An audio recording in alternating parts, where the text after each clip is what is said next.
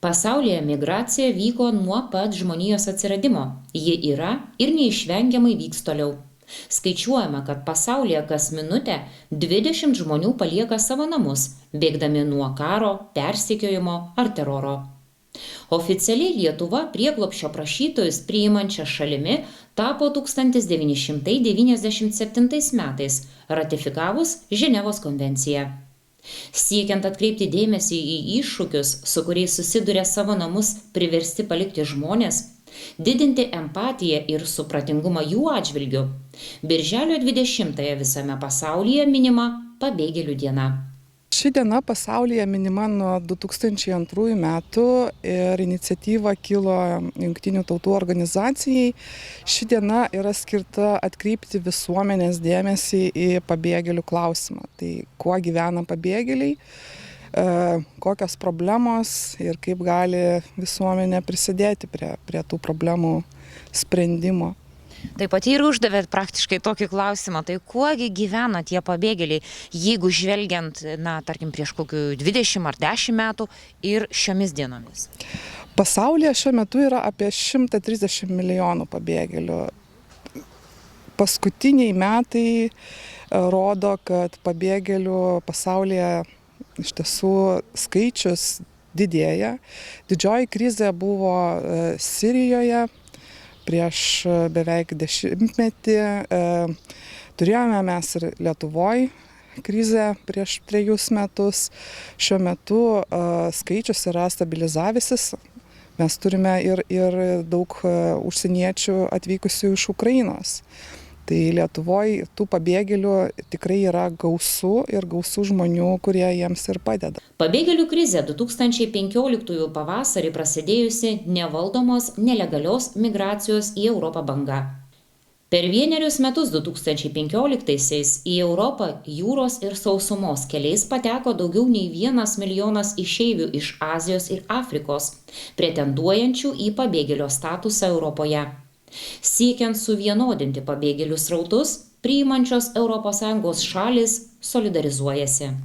Imant globalių mastų, tai pabėgėlių srautas Europoje yra pakankamai didelis, nes žmonės palieka savo namus ir ES šalyse, tokiuose kaip Belgija, Niderlandai, Austrija, Vokietija, didelis skaičius pabėgėlių ir jau šalis nebesusitvarko su tokiu dideliu skaičiumi ir šiais metais buvo priimtas taip pat migracijos ir prieglobsčio paktas, kuriuo visos šalis susitarė, kaip bus veikiama pabėgėlių srityje, kaip ir bus nagrinėjami prieglobsčio prašymai, kaip tas antrinė migracija bus stabdoma ir kokias sąlygas turėtų užteikti kiekviena šalis narė. Ir kviečia visas šalis solidarizuotis, nes vienos šalis patiria didelį pabėgėlių srautą priėmimą, o kitos šalis mažesnė. Tai kokia įtaka to pasirašyto pakto bus Lietuvai? Kiekviena šalis turi pritaikyti savo teisės aktus per 2 metus pagal naują reglamentą. Tai mes ruošiamės šitam dalykui, vyksta darbas grupėse ir ruošia institucijos pasiūlymus ir korekcijas įstatymų ir kitų teisės aktų. Lietuvoje šiuo metu išskiriamos 5 didžiausios pabėgėlių grupės iš tokių šalių kaip Ukraina, Rusija, Baltarusija, Sirija ir Afganistanas. Įsitvirtinę Lietuvoje bei sėkmingai integravęsi, pabėgėliai sukuria įvairialypę naudą, pridėtinę vertę mūsų visuomeniai. Lietuvoje mes turime pabėgėlių atvykstančių iš Afrikos, iš artimųjų rytų. Šios šalis yra kitokios negu Lietuvos gyventojai kultūriškai. Iš tiesų gausu užsieniečių didžiuosiuose Lietuvos miestuose ir netgi galima atrasti ir įvairių kavinių, restoranų, kur gali paskanauti ir iranietiško plovo ar tadžikiškų kažkokių saldumynų. Tai tuo pačiu pabėgėliai prisideda ir prie mūsų ekonomikos skatinimo. Reiškia, jie susikuria patys darbo vietas, kuria maistą, kurį mes galime taip pat ragauti ir maitintis. Pakankamai yra populiari dabar barzdų mada. Tai mūsų lietuvaičiai puoselėja barzdas, o pabėgėliai iš Sirijos yra geri barzdaskučiai, tai jie irgi prisideda prie mūsų vyrų turbūt grožio puoselėjimo, dirba tokį darbą ir irgi susikuria darbo vietas ir gali prisidėti prie ekonomikos ir savo išlaikymo ir šeimų išlaikymo.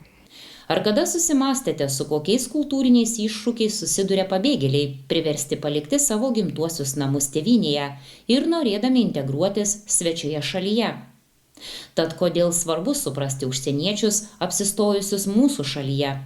Kodėl svarbu padėti jiems integruotis? Norint pažinti kitas kultūras, būtinas asmeninis atvirumas ir empatija tiek patiems pabėgėliams, tiek priimančiai visuomeniai. Kiekvienas žmogus yra unikalus, ir klausiant jo, kuo tu gyveni ir kas tau yra svarbu, tai ta tolerancija iš mūsų visuomenės tiesiog priimti, kad jie yra tokie, kad jiems yra svarbu išlaikyti savo kultūrą. Mūsų pagarba jiems tai irgi padeda jiems saugiai jausti šalyje ir pasitikėti ir kurti savo gyvenimą Lietuvoje. Lietuva pabėgėlius priima jau 30 mečius. Per tą laikotarpį keitėsi pabėgėlių srautai, atvykstančiųjų geografija, savo ruoštų pabėgėlių priėmimo centras vystėsi bei plėtėsi. Bendra integracijos padėtis gerėjo, pozityvėjo. Pabėgėlių priėmimo centras Rukloje buvo įsteigtas 96 metais, tai jau 28 metus vykdome savo veiklą. Bet krizė prieš 3 metus iš tiesų praplėtė mūsų padalinių lokaciją, tai mes turime įsteigtą taip pat pabėgėlių priėmimo centro padalinį Vilniuje, Naujininkų rajone, taip pat turime ir padalinį Gerionėse, Kauno rajone, tai mes turime 3 lokacijas, kur gyvena pabėgėliai. Tai jeigu kalbėti apie visas 3 lokacijas, tai mes turime apie 340 užsieniečių gyvenančių. Didžioji dalis, didžiausias apgyvendinimo centras yra Vilniuje, gyvena ten apie 180 žmonių, Rukloje turim apie 90 žmonių, o Gerionėse gyvena apie 70 gyventojų. Pabėgėlių priėmimo centras teikia nuolatinę pagalbą pabėgėliams, socialinės, apgyvendinimo paslaugas ir valstybės paramą užsieniečių integracijai. Vienas iš svarbiausių dalykų, kai atvyksta žmonės, tai kad jie psichologiškai ir emociškai gerai jaustųsi, nes nuo to priklauso minčių dėliojimas, planų dėliojimas, jų emocinė sveikata įtakoja iš tiesų tai, ką jie nori pasiekti ir kaip jie gali tai padaryti. Tai mes turime ir psichologą, kuris gali padėti žmogui atrasti tą pusiausvyrą. Labai svarbu yra kalbinis dalykas, tai lietuvių kalbos mokymai, tai mūsų kolegos ir darbuotojai ir mes patys darbuotojai skatinam ir kalbinam užsieniečius kalbėti lietuviškai, nes Lietuvoje reikalinga ta lietuvių kalba, ypač dirbant ir paslaugų sektoriuje. Tai toks dalykas yra labai svarbus ir tuo pačiu supažindinimas apskritai su Lietuvos kultūra, su Lietuvos istorija, su institucijomis, kas už ką atsakingas, kur kreiptis, vienu ar kitu klausimu. Tiesiog kaip navigatorius darbuotojai gali padėti atsakyti į klausimus ir atrasti tuos atsakymus. Ir iš tiesų yra labai šaunu, kad mes galime skirti individualų požiūrį ir padedam susidaryti pabėgėliams individualius integracijos planus, kur pats pabėgėlis nusimato, kas jam yra svarbu, ko jis nori pasiekti per artimiausią pusmetį, kokių resursų reikia. Tai žinojimas, kur aš turiu eiti ir ką pasiekti, padeda jam tiesiog irgi emociškai nusiraminti ir nešvaistyti veltui energijos, o susikaupti tą energiją ir keliauti link tikslo.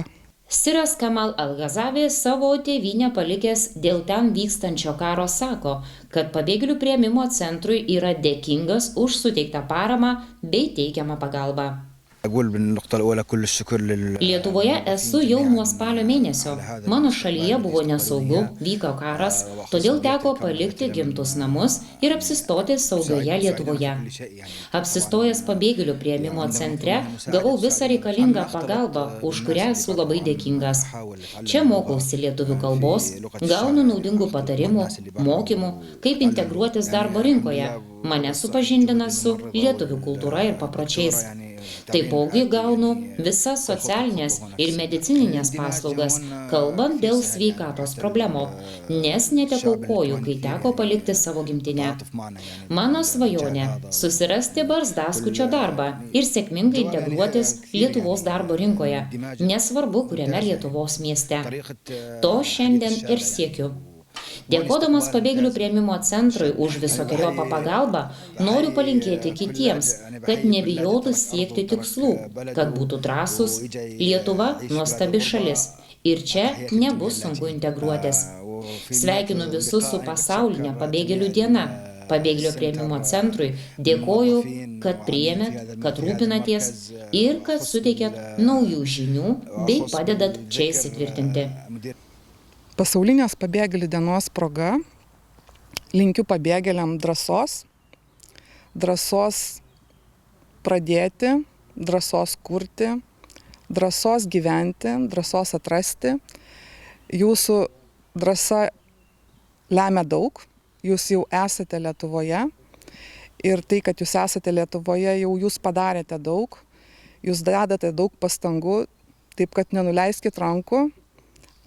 Eikite pirmyn, mes tikrai jums padėsim ir labai viliuosi, kad jūs galėsite atrasti kiekvienas savo vietą Lietuvoje.